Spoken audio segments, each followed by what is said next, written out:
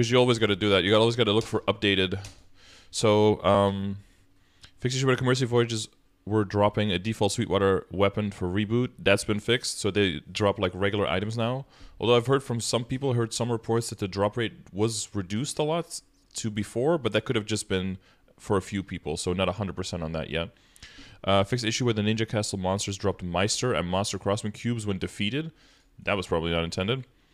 And then there's some known issues. Haste plus mission texts are overflowing into the reward box section of the UI. That's a pretty small thing, but like if you open up the UI, you can see that the text for the elite monsters is like floating in there. That's like, yeah, that's not really important. The queues were broken for Legends Return, but it seems like that's been fixed. Haste plus hidden mission completion has not been reset.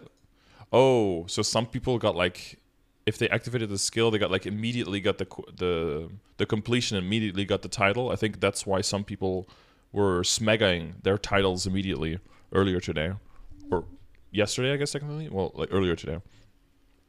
Commercy's Forever Friend medal is displayed as one of the Ninja Castle Road. Okay, that's just a minor thing. White Cloud quote ring has transparent text fields. That's really bad because it makes your text completely illegible. Players may not be able to complete the Will of the Planets 4 quest due to the Warrior Soul Spear not being provided. So this is if you're doing that quest and you're as Hayato, I think.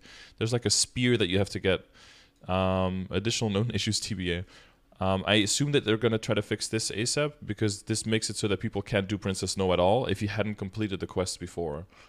So people who have completed the quest before, you can do Princess Snow. And for the record, the drop rate for the ring, for the Kana Treasure Ring, seems pretty high. Also, the ring right now, I don't know if that's going to stay, is not a unique item. You can equip multiple Kana Treasure Rings at the same time. What this can mean for the meta is that you could technically wear 3 Kana Treasure Rings at high Star Force. You can even get a high Star Force Kana Treasure Ring and just transfer hammer it into the superior ring and just completely skip having to make Meister rings at all. So there's some interesting stuff there. So I would say definitely try to start going for those Kana Treasure Rings, I would say. Just to have to have like a bunch of them as backups. It can save you like having to deal with primals and having to deal with grand spell essences and that kind of a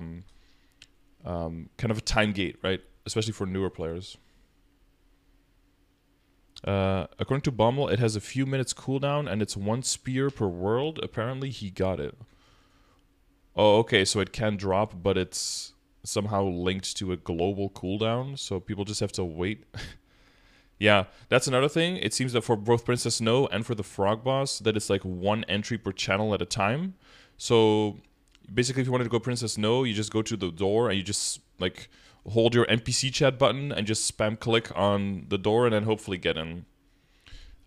So yeah, that could take anywhere from like a minute if someone does a lot of lines of damage, or maybe if someone goes in a party, or it could take up to like 7-8 minutes if someone doesn't do very many damage. I did a run yesterday as my Demon Avenger, and that was not super fast, so someone was probably waiting for like 6-7 minutes before they could get in. But I got a Kana ring to drop, so yeah. Anyway, posting a lot of updates on my Twitter as well. Make sure you check out Scardor Gaming on Twitter. And yeah, that was just a quick update to keep you guys posted.